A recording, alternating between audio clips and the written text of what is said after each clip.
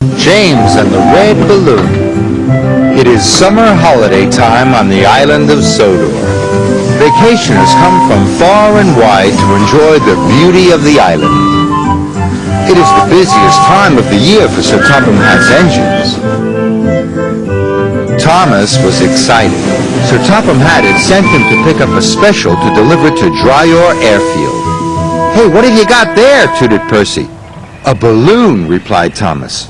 "A party balloon?" asked Percy excitedly. "No," said Thomas, "this is a very special balloon," and he chuffed away. Soon Thomas arrived at the airfield, and hot air was puffed into the balloon.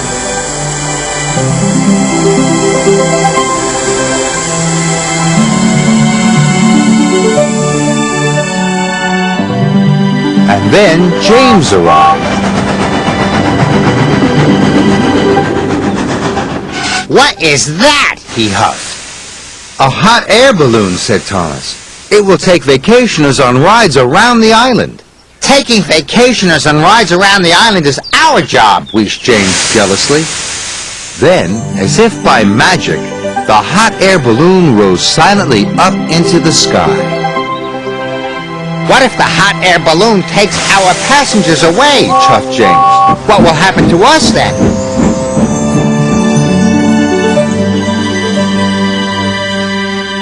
This made Thomas worry.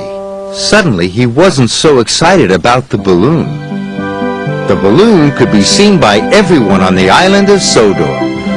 Duck gazed at it for so long, he ran into the back of Stepney.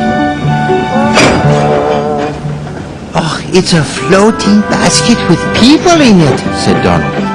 "Whatever will they dream up next?" said Douglas. James and Thomas were waiting at the level crossing. They were still worried about the hot air balloon. "If it takes our passengers away," chuffed Thomas, "there'll be no use for us engines." "Passengers should travel on trains," huffed James, "not in silly balloons." Then something big and round and red drifted straight towards them. "We're out of hot air!" shouted a voice. "Ah!" cried James. "What's happening?" Crash, bang, wallop went the balloon and landed right on top of James. He was so scared he let out a huge burst of steam, which blew the balloon up again.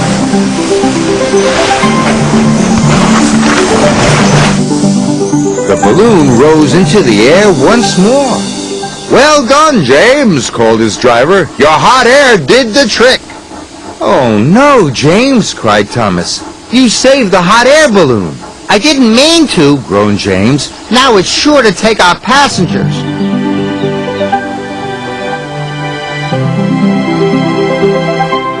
Wherever James went, he could see the balloon carrying vacationers across the island. He felt he should be taking those passengers.